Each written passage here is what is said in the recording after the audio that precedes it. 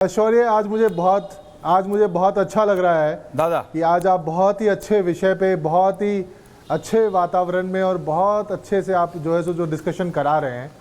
स्वदेशी की बात महात्मा गांधी ने की थी और उस वक्त करी थी और उसके महत्व को देशवासियों को बताया था कि स्वाधीनता के आंदोलन में स्वदेशी के नारे हा उसका क्या प्रभाव रहा, हम सब जानते हैं। आज देखिए, ठीक है, पूरी दुनिया में इकॉनमी ग्लोबलाइजेशन हो रहा है, उसका अपना महत्व है, लेकिन मैं इस बात को बहुत अच्छे से मानता हूं और हमारी पार्टी मानती है कि जितना भी हो सके भारत में जो उत्पादन है उसको बढ़ाना चाहिए और भारत में बने हुए प्रोडक्ट्स का इस्तेमाल करना चाहिए।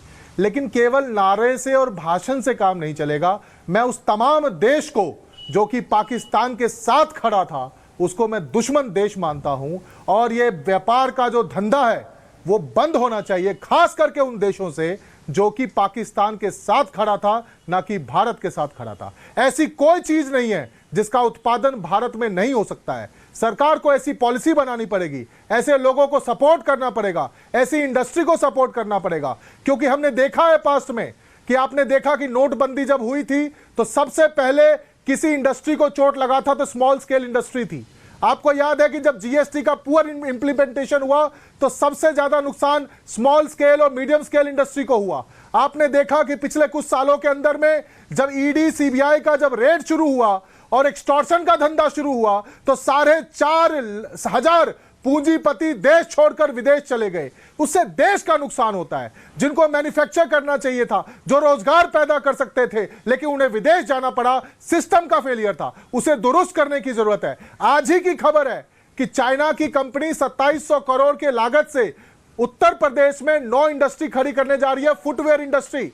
हमें इन चीजों को रोकना चाहिए। नहीं जरूरत हमें चाइनीज कंपनी की, नहीं जरूरत हमें चाइनीज प्रोडक्ट की। पाकिस्तान से बड़ा दुश्मन कोई है तो चाइना है। चाइना इंपोर्ट हो ना एक्सपोर्ट हो, किसी तरह का धंधा तब तक ना हो जब तक जो है सो भारत की ताकत को बताने का दुनिया को समय आ चुका है। But can we do that? बताना चाहिए पूरी दुनिया। क्या हम कर सकते हैं गौरव जी? कोई दिक्कत नहीं है, लेकिन किसी भी ऐसे देश से व्यापार नहीं, चाइना से आप देखिए मैं रियलिटी में जीता हूं। गौरव जी, बोलना आसान है विपक्ष के लिए कि सब कुछ चाइना से बंद कर दीजिए। इतना डिपेंडेंसी है।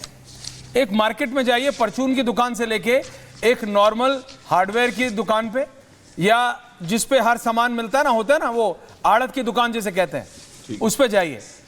80% सामान, स्टील की बोतल से लेके प्लास्टिक के सामान तक, चम्मच से लेके कपड़े तक, 80% मिनिमम सामान चाइनीज है आज की तारीख में इंडियन दुकानों में।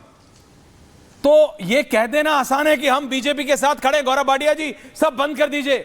चाइना से आप सोचिए, अगर अखरोट और किशमिश, माताएं सुनिए तो, माता और दादी बच्चों के लिए रात को जो बादाम भिगो के सुबह खिला रही है, वो भी अगर टर्की से इंपोर्ट हो रहा है तो हमारी इकोनॉमी कितना हम कितना डिपेंडेंट है चाइना पे।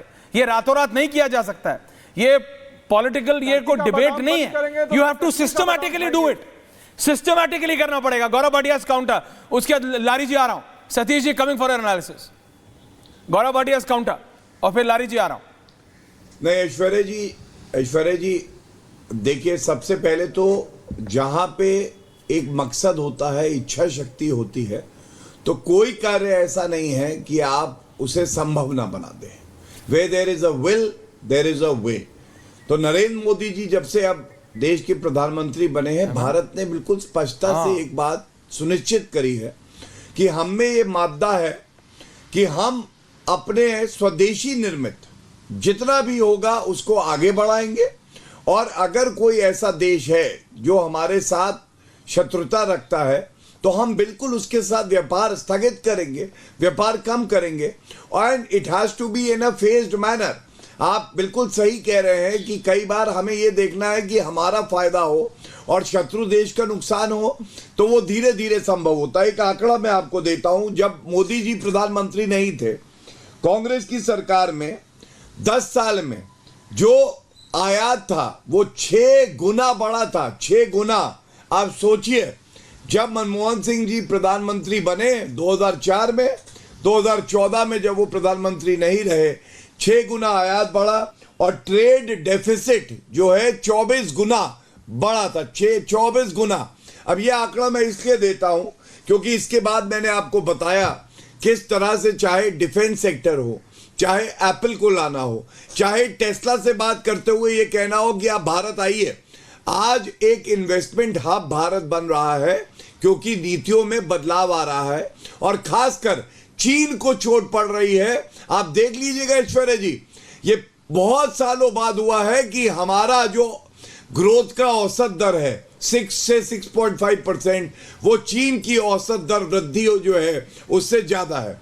अब मैं एक बात और कहूंगा, देखिए हौसले तब बुलंद रहते हैं, जैसे मैंने सेना की बात करी कि आपने अपाचे, चिनूक, रफेल दिखाए तो चीन को पता चला हाँ ये जो भारत की वीर सेना है इनके पास भी सारे जहाज हैं, सारे विमान हैं। लेकिन राहुल गांधी का ये वक्तव्य है, ये पूछिए जब गलवान के समय में हमारी सेना चीनी सेना को पीट रही थी, खदेड़ रही थी, तो राहुल गांधी ने कहा भारतीय सेना चीनी सेना से पिट गई है। अब आप मुझे बताइए क्या ये उचित है?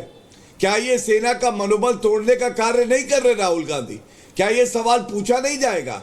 व्यापार तो बिल्कुल हम स्थगित भी करेंगे, कम भी करेंगे, लेकिन सेना का मनोबल जो तोड़ा है ये ऐसा पाप है जो राहुल गांधी कभी धो नहीं पाएंगे।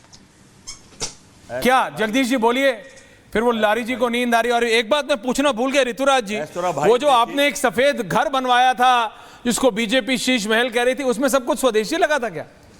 मेरे को पता लगा था उसके अंदर जो मार्बल है वो सीधा इटली से आया था। भाई उसके नहीं, उसके अंदर जो नलके थे वो सारे जर्मन थे।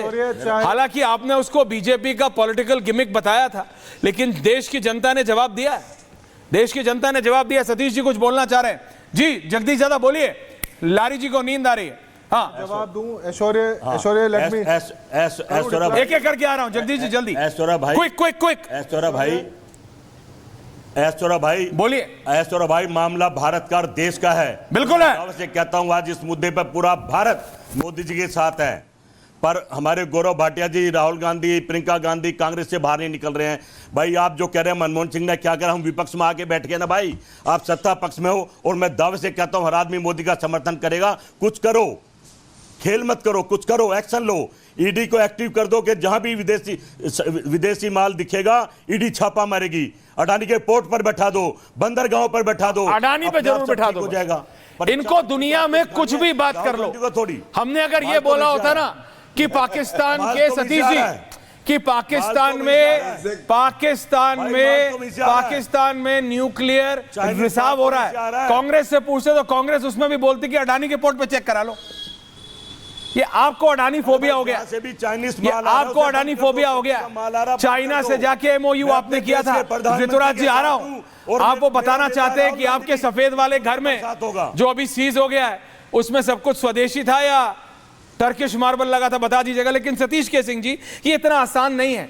It is not that easy as it is said कि आप आज से सब बंद कर दीजिए। जैसे मैंने कहा, आप सिंपल परचून की दुकान में चले जाइए, बिस्किट नमकीन तक, बच्चों की टॉफियों से लेकर लॉलीपॉप तक, वो सब 80% सामान मेड इन चाइना है। नए नए ड्रिंक्स आ रहे हैं, कहां मेड इन चाइना, कहां मेड इन टर्की।